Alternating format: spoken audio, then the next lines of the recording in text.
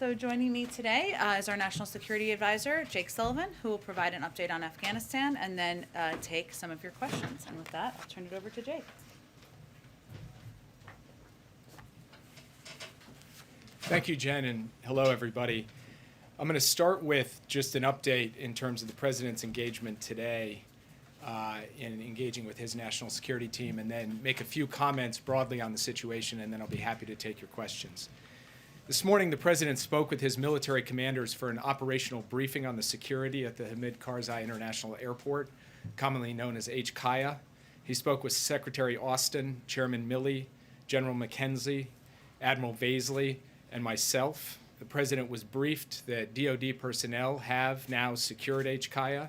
HKIA is open, and U.S. military evacuation flights are taking off.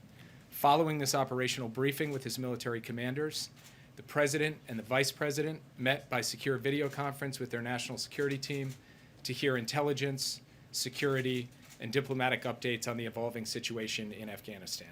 They discussed the status of ongoing evacuations of U.S. citizens, SIV applicants, and other vulnerable Afghans at risk, and how we would do this safely and efficiently, and with a laser focus of the team on monitoring for and preventing any potential terrorist threats at or around HKIA, including from ISIS-K. They were joined by Secretary Blinken, Secretary Austin, Chairman Milley, Director Haynes, Director Burns, myself, Ambassador Wilson, Ambassador Khalilzad, General McKenzie, and other senior officials. Just to say a few words about where we come from and where we are.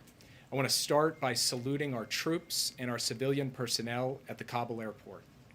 I want to salute the Defense Department, the intelligence community, the State Department, the Department of Homeland Security, and especially our country team in Kabul, who have been doing incredible work under very trying circumstances. They have safely and effectively drawn down our embassy compound and retrograded our diplomatic personnel. They have now secured the airfield and are conducting flights out of the country.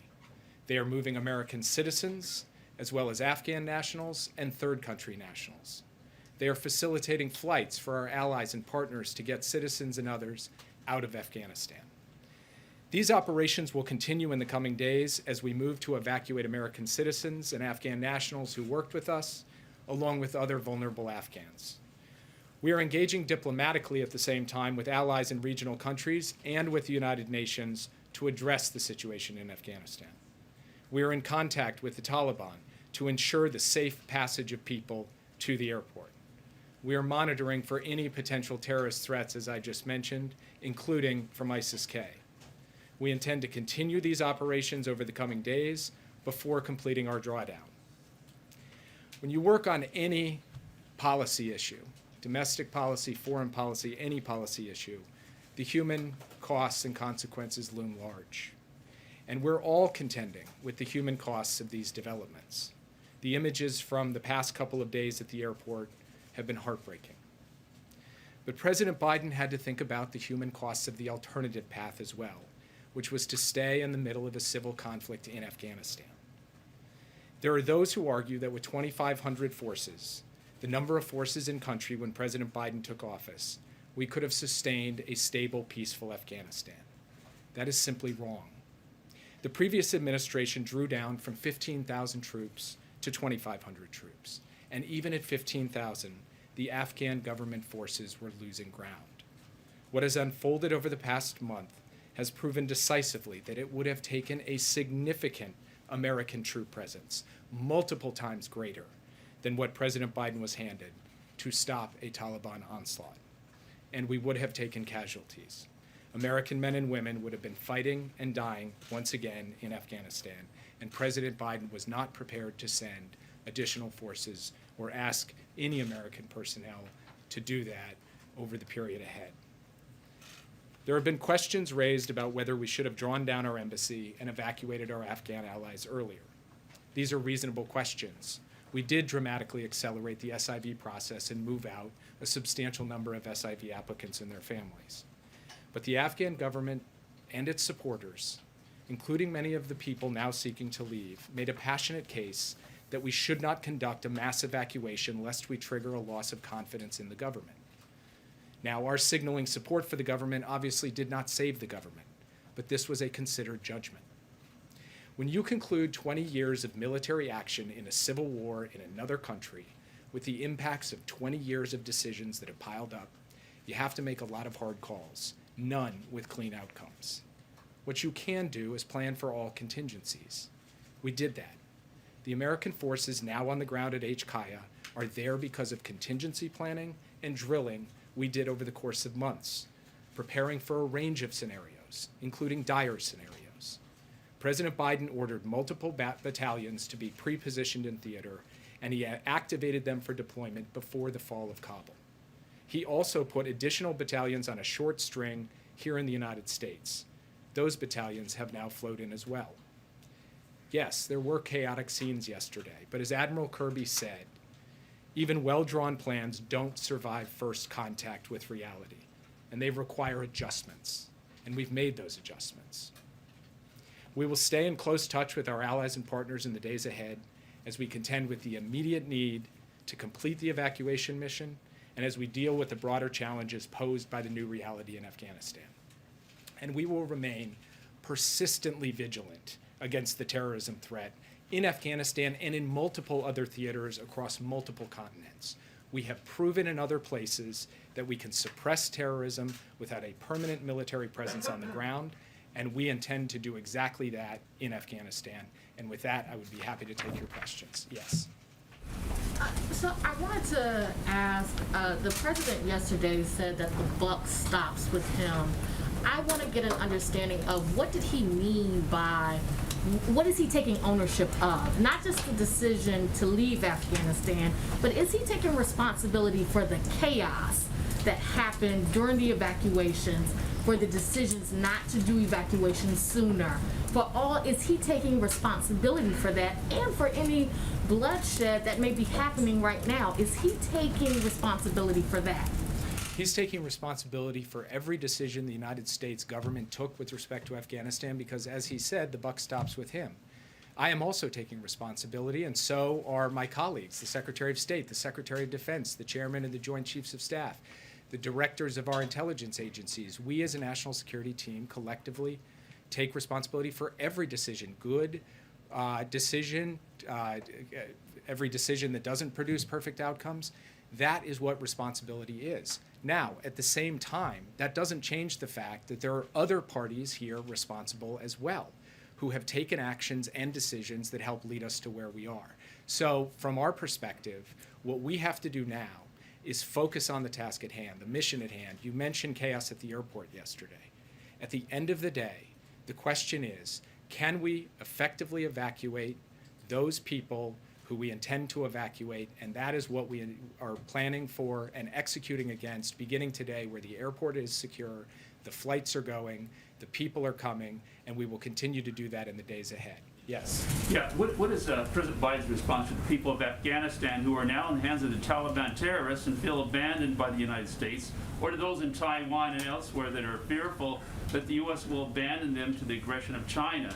And follow-up to that is, what is President Biden's response to people in Israel and other countries who might also believe that the U.S. will abandon them to terrorists? So to the first question, President Biden and all of us, as I said in my opening comments, are heartbroken by the human consequences that have unfolded and could continue to unfold in Afghanistan.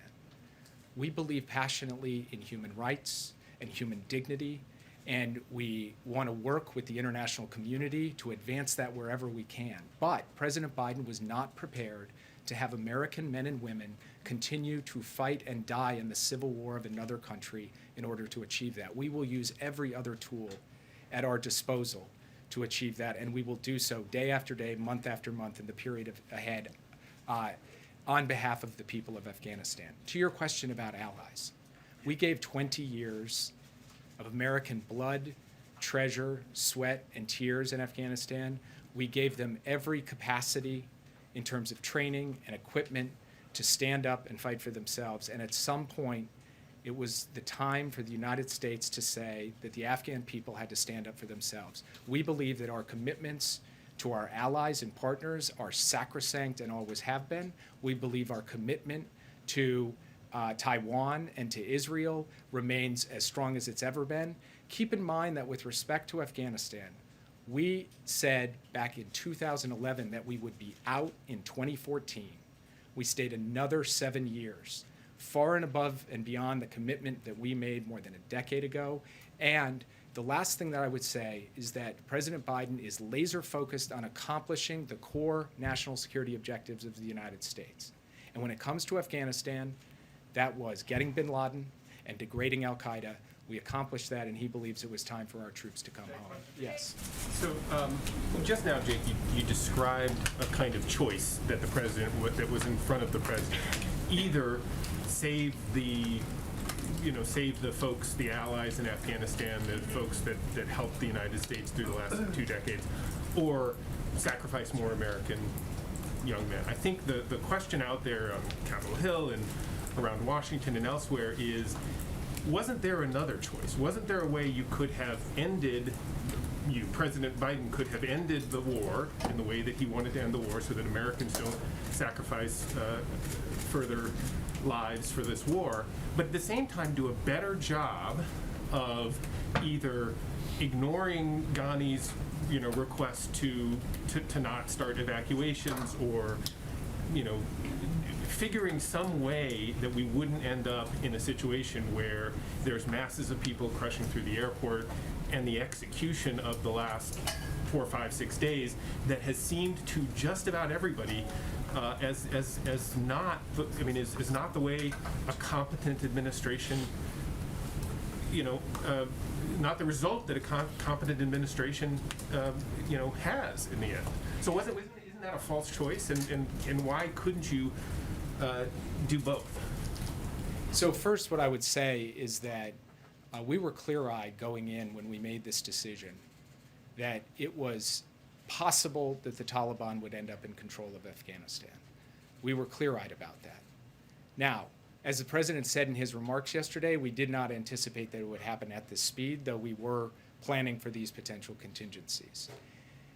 The reason I say that at the outset, that we knew it was possible they could take over, and that had to be built into our calculus in making the determination, as the president did, to draw down our forces, is because once the Taliban came into Kabul, we were going to be faced with a situation, no matter if there were still U.S. troops on the ground or no U.S. troops on the ground, of dealing with a significant number of people wanting to come to an airport to try to get evacuated. I'll give you an example. We communicated with American citizens for weeks, telling them to get out of the country. We offered financial assistance for those who wouldn't be able to afford to get on flights themselves. Many chose to stay right till the end, and that was their choice. We now are faced with a circumstance where we have to help evacuate those. That's our responsibility as the U.S. government. But the point I'm making is that when a civil war comes to an end with an opposing force marching on the Capitol, there are going to be scenes of chaos. There are going to be lots of people leaving the country. That is not something that can be fundamentally avoided. And so while it is a point for reasonable debate, in my view, as to how to think about the right moment to signal a complete loss of confidence in a government or not, and which is going to lead to more suffering and death or not. The fact is that we made the judgments we made based on the information we had at the time while preparing for the alternative contingency, which was having to flow in these troops to be able to get out folks in a mass evacuation. Yes? Do you believe that the mission could be completed by August 31st? As a national security advisor, what do you see the scenario on September 1st? Do you think the Taliban of 2021 are different than 2001? Do you see analogous situation to Iraq where a new terrorist organization will be born, like ISIS out of Al-Qaeda in Iraq, for example? So just on the last point, it's fairly well documented that the Taliban and ISIS-K fight one another, struggle against one another.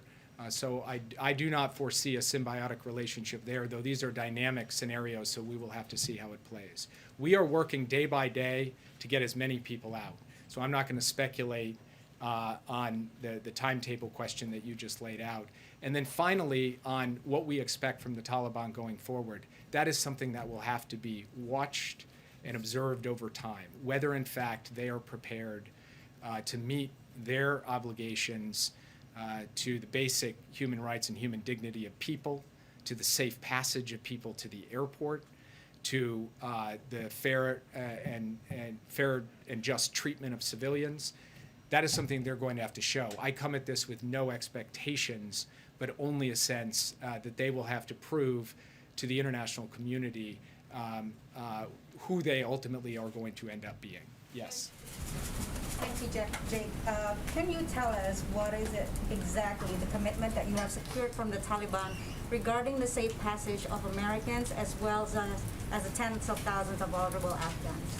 The Taliban have informed us that they are prepared to provide the safe passage of civilians to the airport, and we intend to hold them to that commitment. Do you believe them? Yes. Just for clarity on that, is there some deadline that's been set? Has the Taliban given assurances that this will go till August 31st? Is the deadline before that or after that? For clarity on what you just said. Till we believe that this can go till the 31st. We are talking to them about what the exact timetable is for how this will all play out, and I don't want to negotiate in public on working out the best modality to get the most people out in the most efficient way possible. I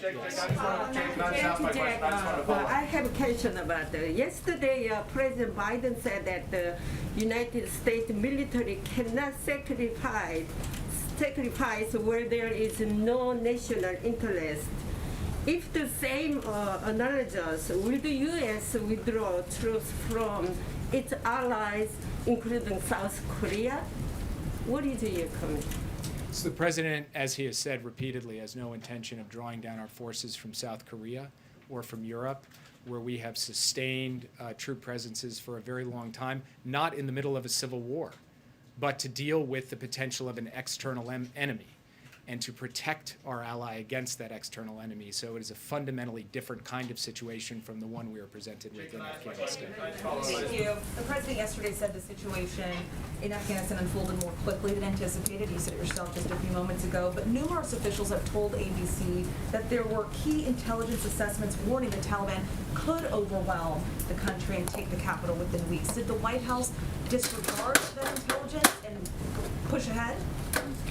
I'm not actually familiar with the intelligence assessments you're describing, but I also don't want to get into specific intelligence products. And one thing I will not do from this podium or anywhere else is talk about what a different component of the interagency did or didn't do, because from my perspective, we are one team with one mission trying to execute and do so in the best interests of our interests and values. So I will leave it at that. If that mission is not complete by August 31st, and there are Americans and Afghan allies who remain there, will U.S. troops stay until everyone is out, or will they leave?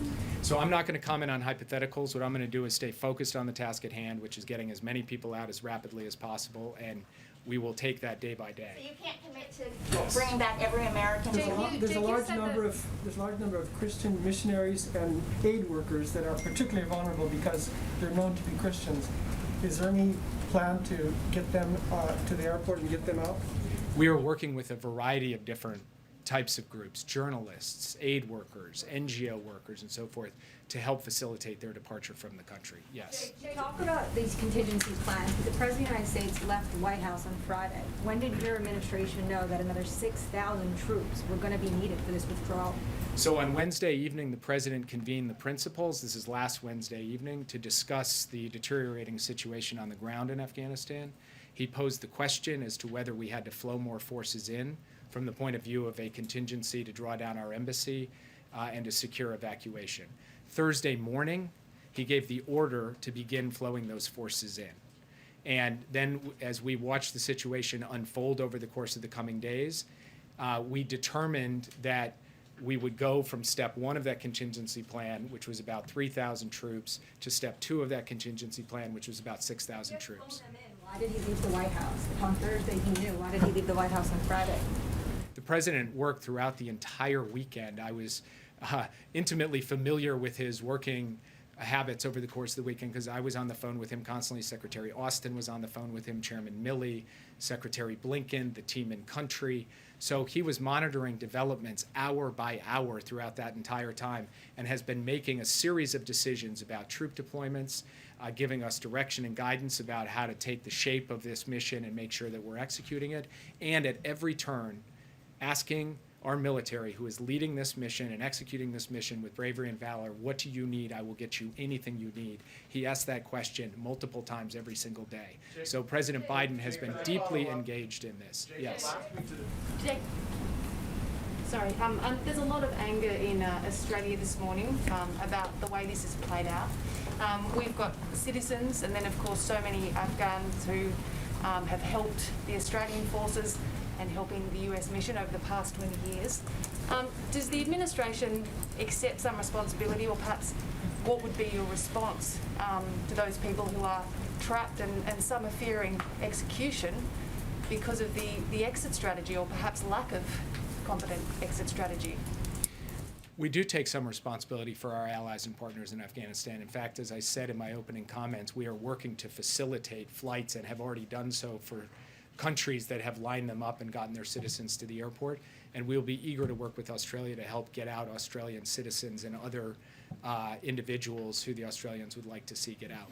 Yes. Jake, what do you say to the next generation of Afghan women and children, young girls who face fundamentally different human rights moving forward?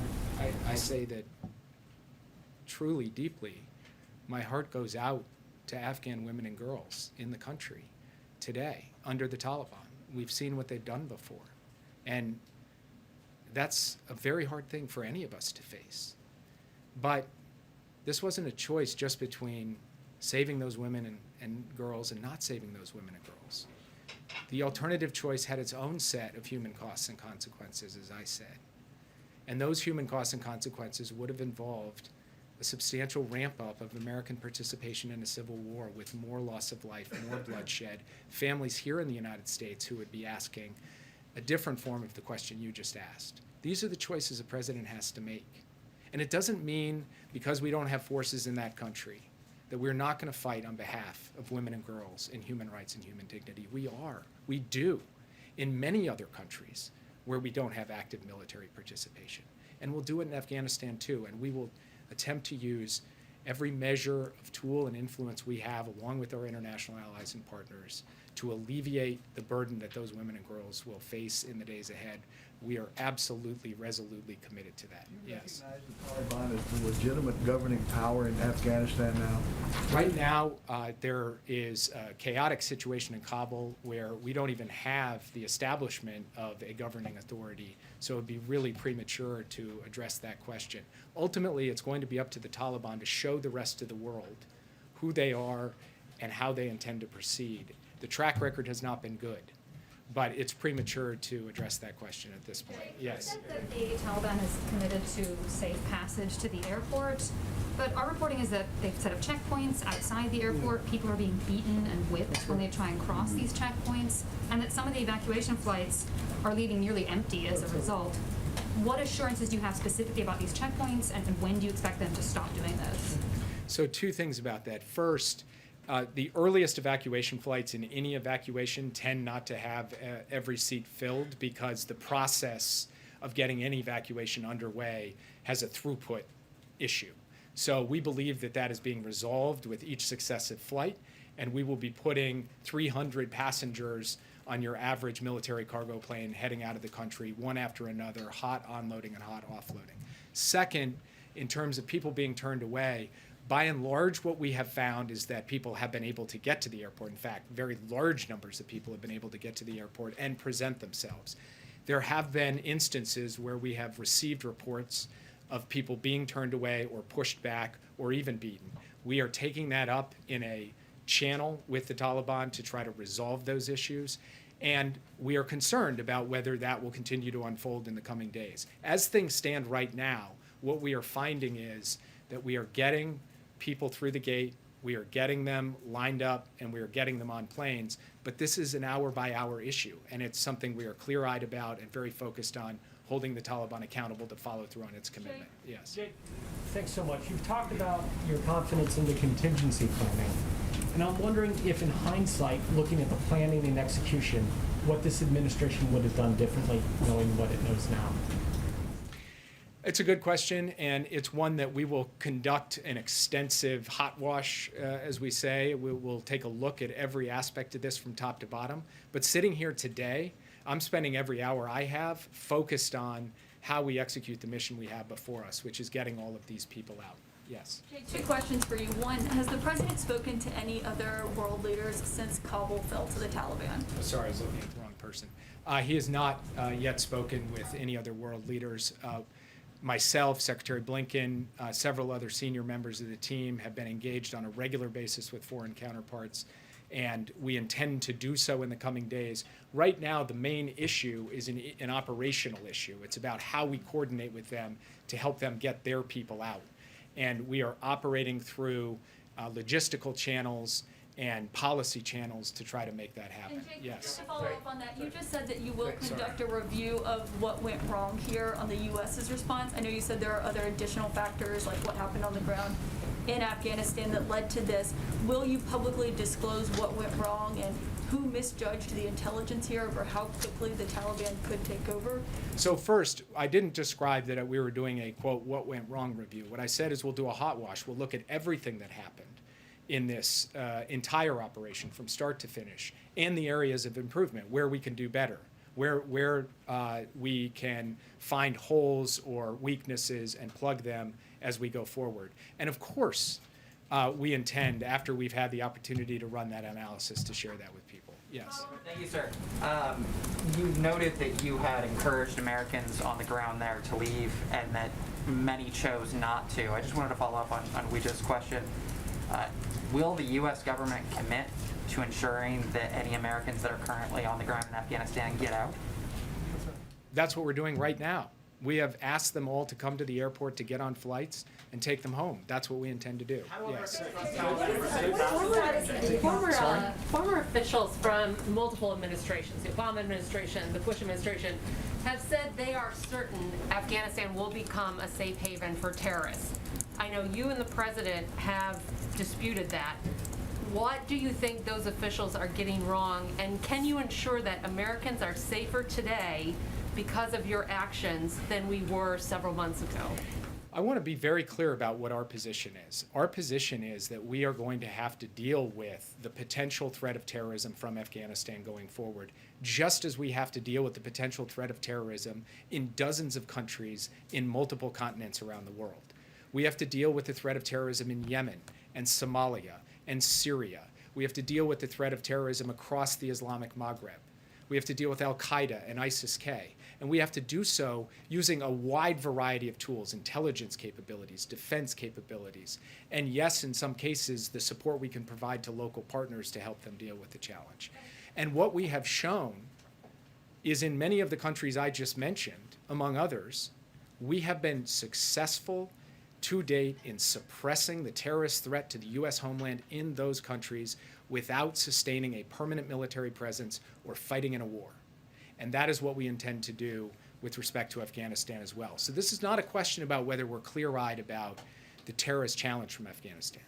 It is about whether the terrorist challenge in 2021 is fundamentally different from the terrorist challenge in 2001. We believe it is fundamentally different, and we need to be postured effectively to deal with the terrorism challenges we find it today as opposed to 20 years ago. Just wondering, can you shed light on the decision to leave behind Blackhawks and other equipment, how that fits in with the contingency plan the U.S. had? Leave behind Blackhawks and other equipment. Why give the Taliban access to state-of-the-art equipment that they could either use to bolster their own defenses or sell off to other countries? This is, I think, a very good example of the difficult choices a president faces and a Secretary of Defense and a Secretary of State and a National Security Advisor face in the context of the end of a 20-year war. Those Blackhawks were not given to the Taliban. They were given to the Afghan National Security Forces to be able to defend themselves at the specific request of President Ghani, who came to the Oval Office and asked for additional air capability, among other things. So the president had a choice. He could not give it to them with the risk that it would fall into the Taliban's hands eventually. Or he could give it to them with the hope that they could deploy it in service of defending their country. Both of those options had risks. He had to choose, and he made a choice. And from the point of view of that particular narrow example to a much wider range of examples that we contend with, at the end of the day, what the president has focused on all the way through here is trying to take the information that's been presented to him, the risks, costs, and benefits, and make decisions that were in the best national security interests of the American people. He has tried to do that. He talked about that at length yesterday. And from that perspective, he believes the decision he made in this context was the right decision. Yes. Thank you. The president has not been shy about undoing many of the previous president's policies, many of them. Why not undo this one, particularly since the Taliban have abrogated already what they agreed to back in Doha with President Trump? You're referring to the agreement that President Trump made with the Taliban in February of 2020, which set a deadline, be out by May 1st, 2021. Walking away from that was not just kind of a cost-free proposition for the United States. On May 2nd, the Taliban offensive was going to start. The Taliban onslaught was going to happen. And the question facing the president was, would increasing numbers of American troops be in the teeth of that offensive, or would we draw it down and try and give all the capabilities necessary for the Afghan government and the Afghan army to step up to that? That is the decision that he took. That is the situation that he was placed in with a mere 2,500 troops in country when he took over. This was a choice between dramatically ramping up forces to fight or drawing them down to end our military involvement, and that's the choice that he made. Yes. Jake, the president said yesterday that he urged Afghan leaders to engage in diplomacy and seek a political settlement with the Taliban, but, quote, this advice was flatly refused. Does the president feel he had a willing partner in President Ghani? Look, I would just say the president was reporting the facts as they unfolded. I'm not going to characterize anything about President Ghani at this point, who is no longer a factor in Afghanistan, and I don't think there's much merit in me weighing in more deeply on him. Yes. Mr. Sullivan, sorry to labour the point here, but we're speaking to Afghan citizens who supported the American mission in Afghanistan, who are now terrified for their lives. Can you confirm that when it gets to August 31st and your troops leave, will you abandon them or will you stay and save them? Our plan is to safely evacuate the people who worked with the United States, who are eligible for special immigrant visas, which is a generous program set up on a bipartisan basis by our Congress. We have identified those individuals and families. We are making provision to have them come to the airport and get on evacuation flights out of the country. That is what we are going to do between now and the end of the month. Yes. Thank you, Jake. One question, going back to President Ghani. Have any top officials of the Afghani government, the former Afghani government, made requests for asylum in the United States? And would President Ghani and Vice President Abdullah, among others, be welcomed in the U.S.? I'm not familiar with any such requests, and I'm not going to get into hypotheticals. Yes. Jake, with the president at Camp David, can we, the American people, expect to hear from him in the coming days as the operation to get people out continues? I'll leave it to Jen to answer that, but yes, you will hear from him in the coming days. Yes. President, thanks for taking my question. President Biden was expected to refer the damage caused by the previous administration to the NATO. The way the withdrawal was carried out added new strength to the alliance. How severe is this damage, and what you would tell your allies? President Biden has a long and deep history of solidarity and commitment to the NATO alliance. His commitment to Article 5 is rock solid and sacrosanct. We just had a very successful NATO summit where we committed to a new strategic concept and a new way forward on the emerging threats we're going to face. He believes in his personal bonds with the leaders of NATO, and he believes in the institutional bonds between the United States and NATO. And I would just note also that our Secretary of State and our Secretary of Defense went to repeated ministerial meetings at NATO for consultations on this decision, and ultimately secured an agreement of the North Atlantic Council for it to be carried out along the timetable that was laid out. All of the allies signed up to that. what the president also committed to was making sure that every last NATO troop on the ground in Afghanistan, and there were more NATO troops in Afghanistan than American troops when Joe Biden took office, would get out safely and securely without incurring a single casualty, and he executed that. And then finally, he's committed to facilitating the flights of our NATO allies and partners to get their civilians out and to get others out. And he is in the process of doing that. In fact, planes from NATO countries have landed and taken off with their personnel over the course of the past 24 hours. I think your previous answers are not enough to assure U.S. allies and partners, because first Korean War broke out as a civil war. If the United States commit only to places that without civil war, how can you ensure allies that the United States will defend them in a crisis that can describe as a civil war? For example, if the People's Republic of China attacks Taiwan, the Chinese can argue that it is a civil war among the Chinese, and how can you justify the U.S. involvement in Taiwan and South Korea? And I also understand the United States did not want to make a sacrifice, but at the same time, leadership requires a sacrifice. And how can you just claim to be a global leader without making sacrifice? So I want to start where your question ended, because the United States made an extraordinary sacrifice in Afghanistan. 2,448 Americans lost their lives in Afghanistan.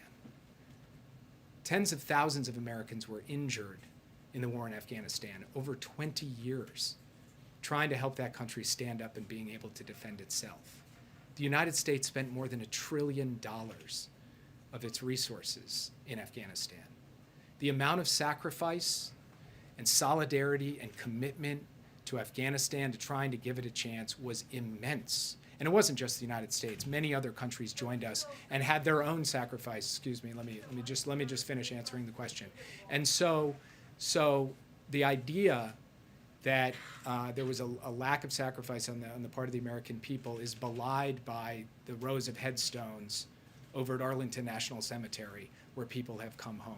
When it comes to Taiwan, it is a fundamentally different question in a different context. And so from our perspective, what we need to focus on, well, I'm sorry, if I'll take the next question if you won't let me answer. Yeah. So what's your take on the conference earlier by the Taliban, especially the comments that they made about protecting women's rights? Do you have any trust in the fact that they're going to hold up to that? Like I've said all along, this is not about trust. This is about verify. And we'll see what the Taliban end up doing in the days and weeks ahead. And when I say we, I mean the entire international community. Yes. The Biden administration has talked a lot about evacuating American and Afghan who helped the U.S. in the war, but there were many foreign nationals, including many Africans who were there. What's the administration doing to evacuate them safely? So the United States is also focused on helping third country nationals get out of the country safely. Yes. Back in the spring, you and several administration officials committed that civilian and humanitarian aid would continue into Afghanistan.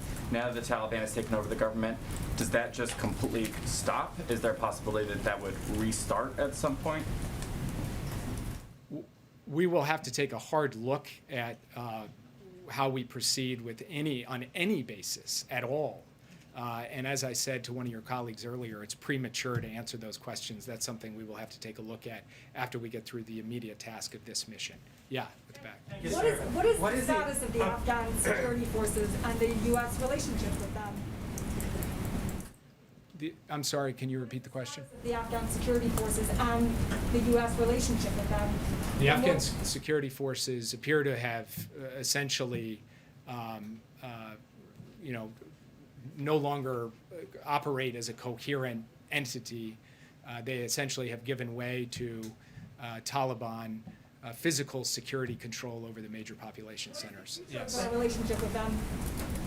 Follow-up question about the Taliban saying they'll respect the rights of Afghan women. What tools does the United States have to hold them to this pledge? And if not, what does the U.S. plan to do?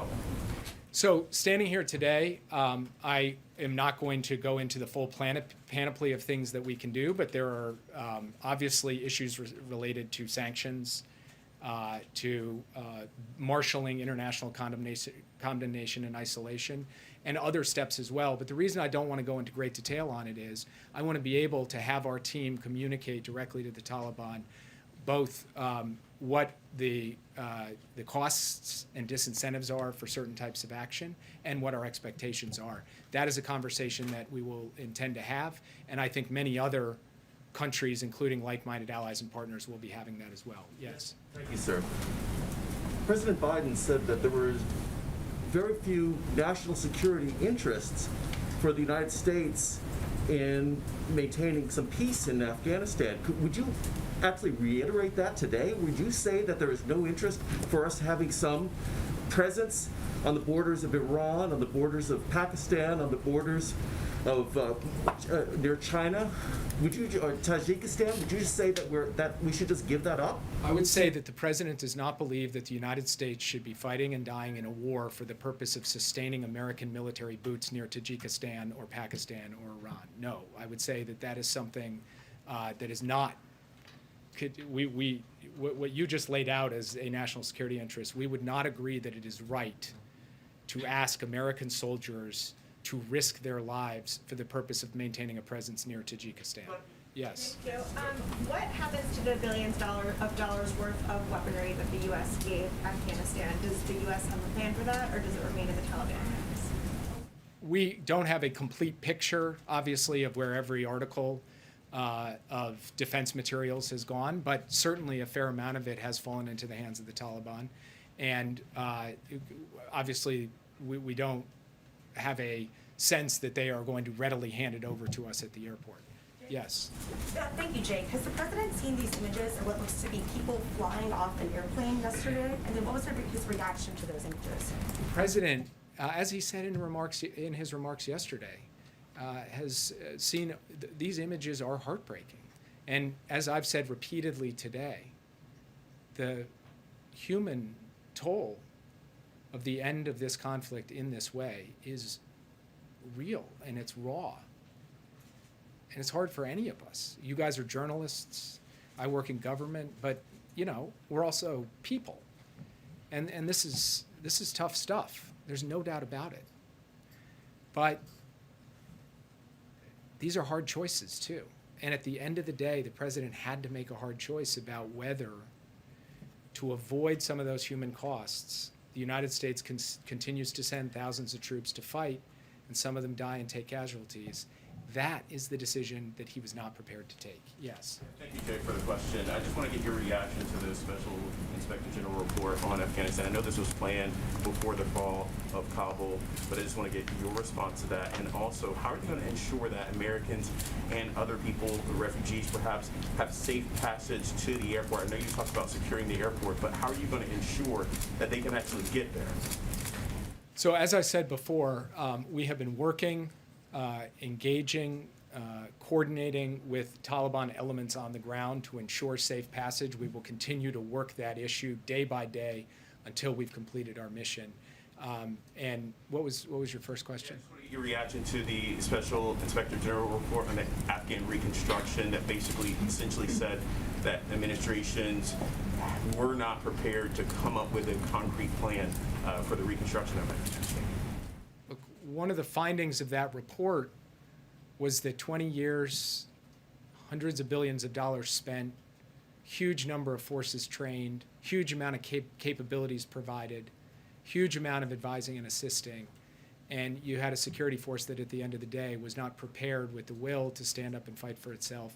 And that is the collection of decisions taken over the course of many years. Yes. Jake, thank you. While we have you, can you address the situation in Haiti? 2 questions regarding that. Will a U.S. military presence be necessary to secure the road between Port-au-Prince and the disaster zone for humanitarian aid? And then secondly, does the earthquake in Haiti affect the administration's view that elections should be held there this year? So on the second question, it's too early to tell what the impact on the political process of the earthquake is. We are in the process of assessing that.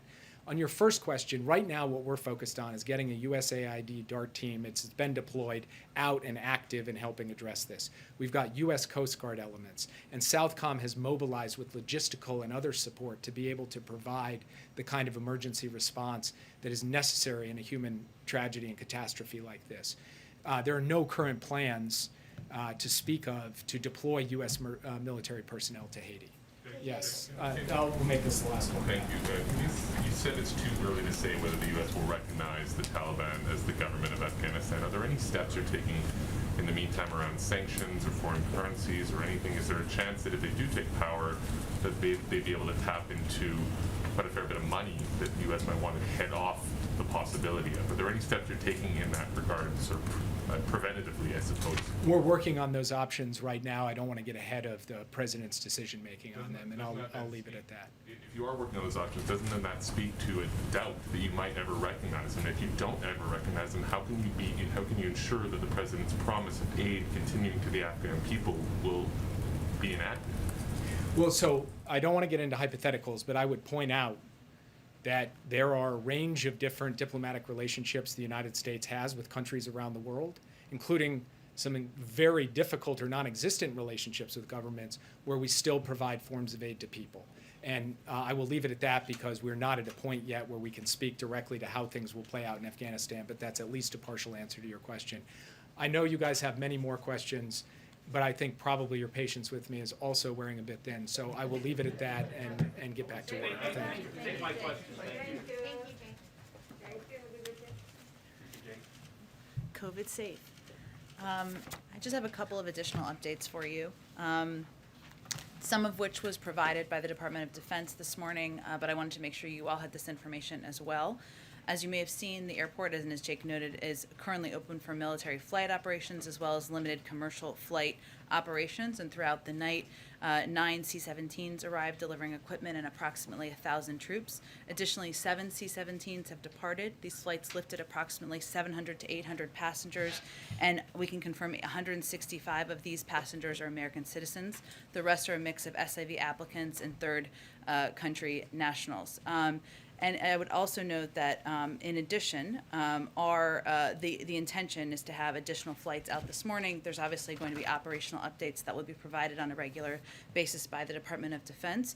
But as you saw them brief out, our focus over the last 24 to 48 hours has been securing the airport and ensuring that we can begin to expedite flights of both American citizens, SIV applicants, and others out. I also just wanted to note that this morning, on a different topic, Biden administration officials joined a meeting of the U.S. Conference of Mayors to discuss our eviction prevention efforts. CDC Director Rochelle Walensky provided an update on the state of the pandemic, and Associate Attorney General Vanita Gupta reiterated ways that mayors across the country can work closely with state and local courts to set up eviction diversion programs in their city. This meeting is just the latest in our efforts to communicate and work with local officials to ensure we're getting assistance out to keep people in their homes. I know we've been here a while, but I know there are lots of topics out there. Go ahead, Josh.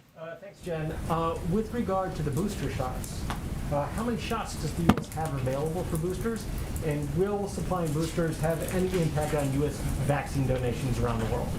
So let me first note that tomorrow the COVID-19 team and our health and medical experts will host a briefing and we'll discuss next steps as it relates to boosters.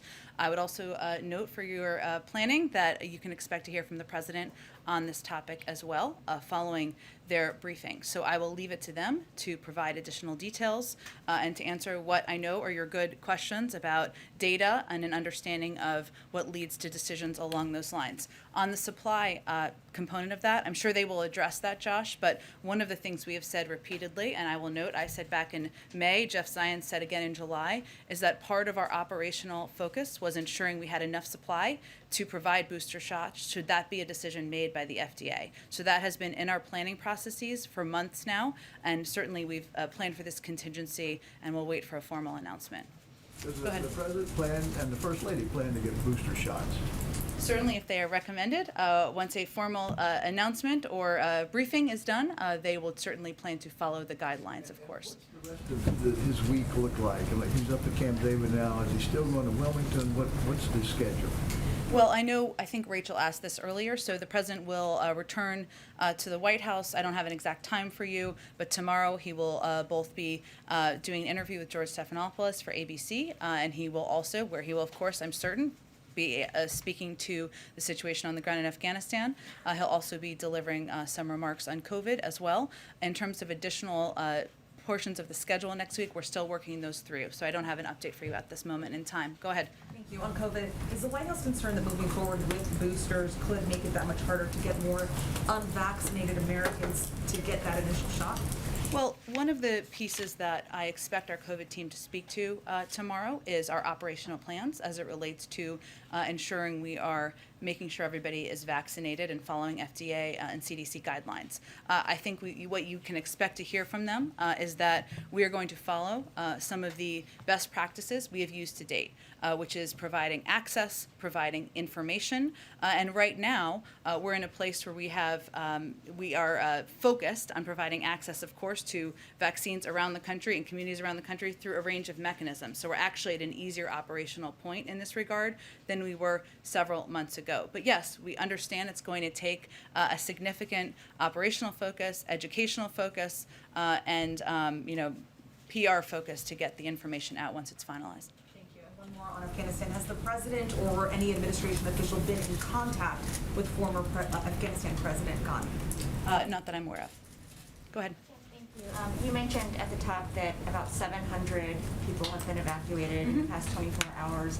Pentagon officials, including Press Secretary John Kirby, expect that number to increase to 5,000 to 9,000 a day. Can you talk about what needs to happen between now and then to ramp the number up, and when you expect to hit it? Sure, Weijia, it's a good question. I think what I had been referring to just a few minutes ago was the fact that our focus has been on securing not just the perimeter of the airport, but also operational capacity at the airport, which of course is a Department of Defense operation they're overseeing in coordination with the State Department. And so because we've had success in that regard, we are hopeful and expect to expedite additional flights out. So that was not the place where we were at this time yesterday, and given we've made progress in this regard, we are hopeful to increase the number of people, American citizens, SIV applicants, and others that we can get out of the country. It's our understanding that Americans have been called to the airport, but it's up to them to travel there at their own risk. Why isn't the U.S. providing any support, any transportation for them to get to Kabul? Well, I would just go back to what our National Security Advisor discussed as it relates to the Taliban and discussions with them about safe passage for people who are coming to the airport. We've also seen, I don't have an exact number for you, I'm sure the Department of Defense and State Department can provide that, but a large number of American citizens and others making their way successfully to the airport over the course of the last 24 hours. Just one more. I know we all tried to ask Jake this question, but can you offer any guarantee to the Americans and Afghan allies that if they remain there past the end of the month, U.S. troops will help them evacuate past the end of the month? Weijia, our focus right now is on doing the work at hand and on the task at hand, and that is day by day getting as many American citizens, as many SIV applicants, as many members of a vulnerable population who are eligible to be evacuated to the airport and out on planes. And we're going to do that in an expeditious fashion. That is the focus of the President, of our Secretary of Defense, of our Secretary of State, and everybody on our national security team. So that is where we will keep our efforts. Go ahead. Thank you. There's been some criticism from Democratic lawmakers on Capitol Hill, Mark Warner, Bob Menendez saying, I'm disappointed that the Biden administration clearly did not accurately assess the implications of a rapid withdrawal. What is the White House's response to those lawmakers? Well, I would first say that we did assess early on, when the President asked for a clear-eyed assessment, that there would be impacts and there would be consequences of making the choice he made. He also acknowledged yesterday, and I would just reiterate, that this did happen more rapidly than we anticipated here, than anyone anticipated. I think that accounts for members of Congress and people who are on the ground in Afghanistan. And what our effort is now is focused on moving as many people out as we can from the country. But I would also note and reiterate to anyone who's a critic that any president has to make difficult choices as commander-in-chief, as Jake Sullivan just said. And the president made the choice that he was not going to ask U.S. men and women, servicemen and women, to fight a war that the Afghans were not willing to fight for themselves. It does not mean there aren't going to be impacts that are gut-wrenching, that are heart-wrenching, that we're all watching transpire over the last couple of days. But these are the difficult choices you have to make as commander-in-chief, and that's the choice he made. And does he still have confidence in his intelligence teams? He certainly does. He works in lockstep, and he's been briefed on a regular basis, as Jake just outlined, multiple times a day sometimes by members of his national security team, and we're working in close coordination to get the job done each day. Go ahead. Sort of follow up on Caitlin's questions about criticism from people who are your allies or your friends. David Axelrod has called you the best press secretary in his lifetime, I think. My mom would like that. Okay. But he's also said that the events of the last weekend are, this is paraphrasing here, but indefensible, I think. He said you can't defend them. And he has basically said that you guys should acknowledge that it was a failure and be willing to say that the events of the last several days were a failure, even as you maybe, defend the broader question of the drawdown in Afghanistan. What do you say to David Axelrod, who is such a fan of yours? Mutual. There are a few people I respect as much as David Axelrod in the world of politics. He's brilliant. He's also a great human being. But he would be the first to say that there is a difference between being on the outside and speaking on television and being on the inside, and the difficult choices that you have to make. And as I've noted, and as Jake noted, even as we're watching over the last couple of days, heart-wrenching, gut-wrenching photos, you referred to some of them, Mike. The president stands by his decision because he knows it's in the interest of the United States, our national security, and the American people. And he is not going to ask mothers and fathers to send their children to fight a war the Afghans won't fight for themselves.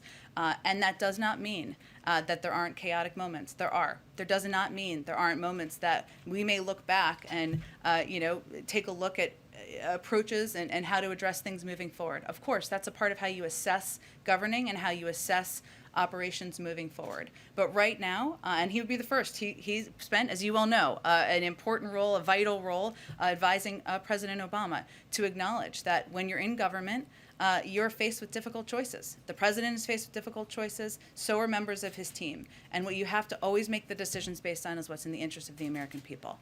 Go ahead. Does the president believe that his orders were executed as intended?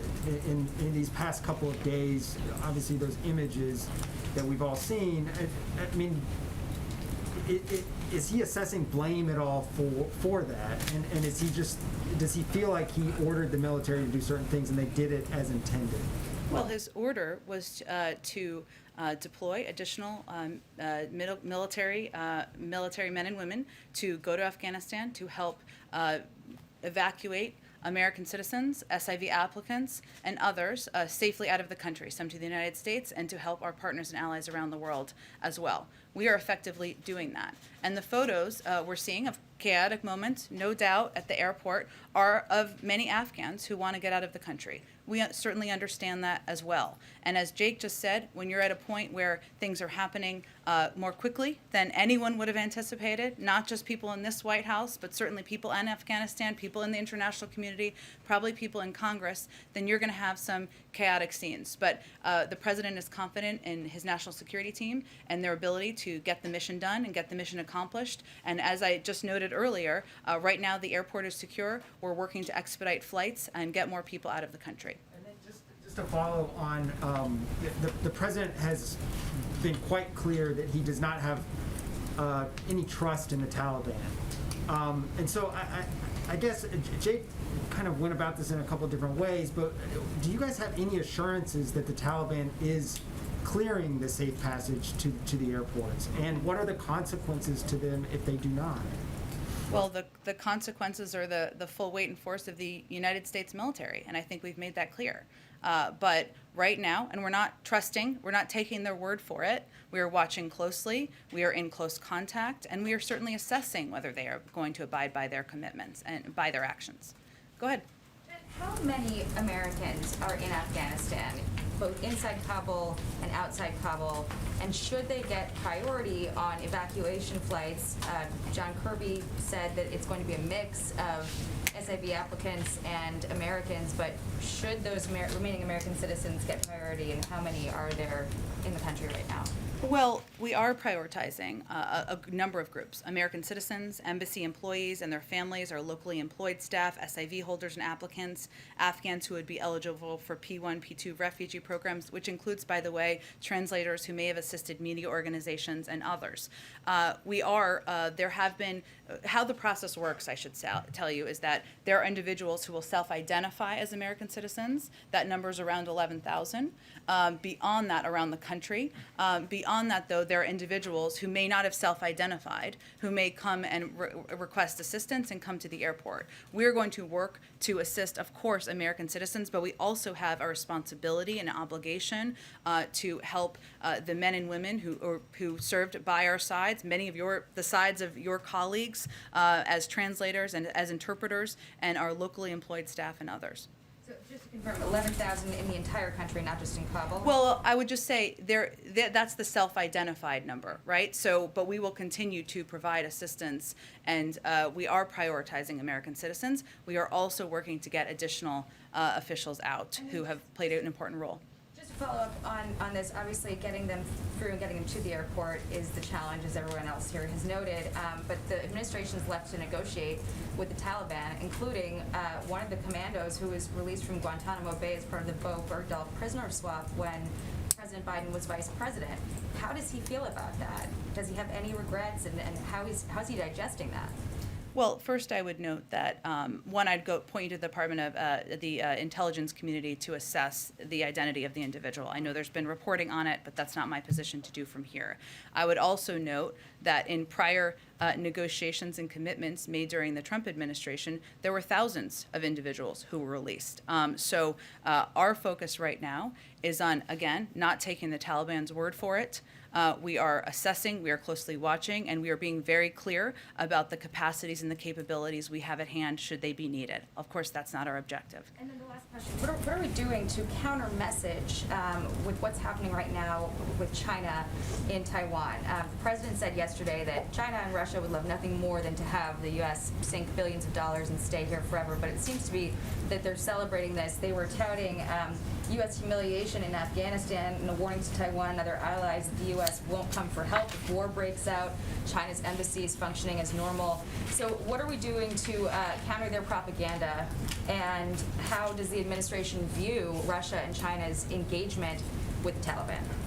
Well, first, we of course are in touch with the Chinese and the Russians as we work to bring men and women out of Afghanistan, and including our SIV applicants and others. Our message is very clear.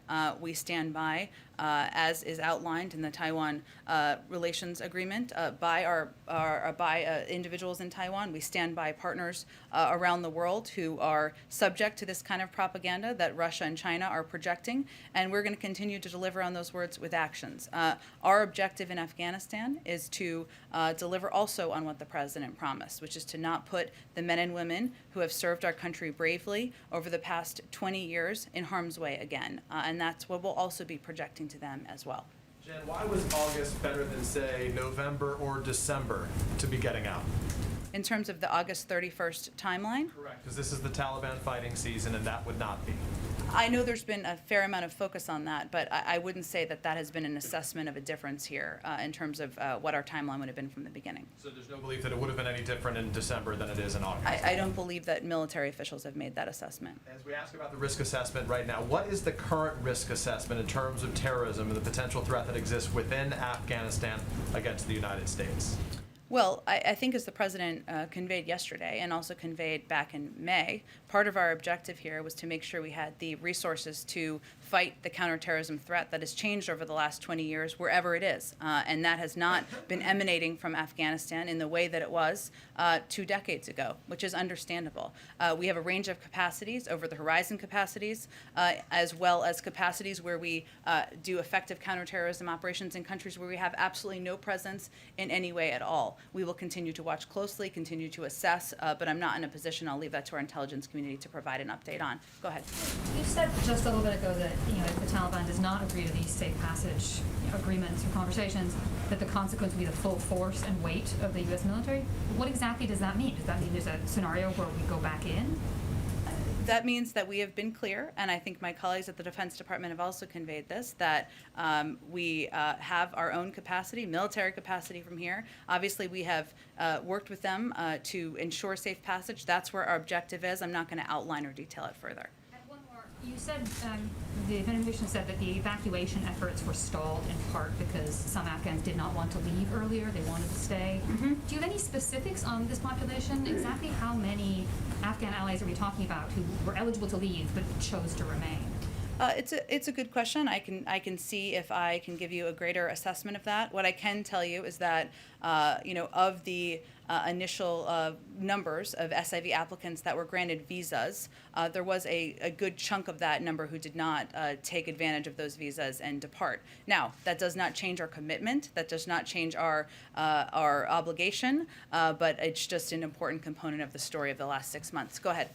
11,000 you mentioned, just for clarity, those are 11,000 self-identified people in the country not who want to leave. Do you have any indication of how many Americans are still trying to get out of Afghanistan? I can see if there's a greater assessment. I would point you to the State Department on that, though. They'd have the most up-to-date numbers. Do you have a total number of people overall, including third country nationals and Afghan nationals, who you want to get out over the coming days? Again, there are a number of prioritized programs. I think we've given out some numbers in terms of, if you look at SIV applicants, we have about 22,000 spots at military bases here, an additional 8,000 in third countries. Obviously, we're going to work to assess and make sure we get, and we work to get as many people out as possible who are eligible for those programs, as well as, of course, separately, American citizens. But I don't have a number or an update for you on the total. Sorry, I know they're going to announce this tomorrow, but are we talking about booster shots for everyone? And if so, why should healthy young Americans be getting a third shot when so many in the world don't have a first shot yet? Well, they will provide a briefing tomorrow on what the recommendations are, and I encourage you to ask a question, as I'm sure you will ask a question at their briefing, Josh, as you've been following this closely. I'm not going to get ahead of their announcement or the president addressing this tomorrow, but I will tell you that we believe that that is a false choice.